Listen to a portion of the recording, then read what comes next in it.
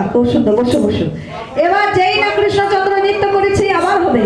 তা কৃষ্ণচন্দ্র নৃত্য করার পর সখীরা বলছে, ও কৃষ্ণ তুমি একেবারে হেরে গেছো। কৃষ্ণচন্দ্র কি বলে, কৃষ্ণ কি হেরে গেছে?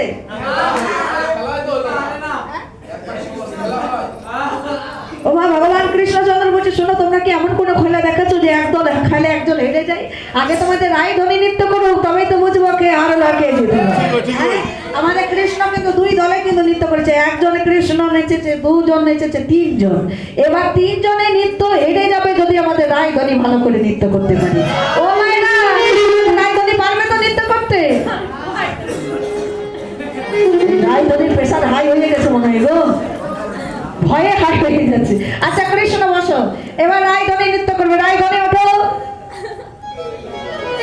গোবিন্দ বলছে, শোনো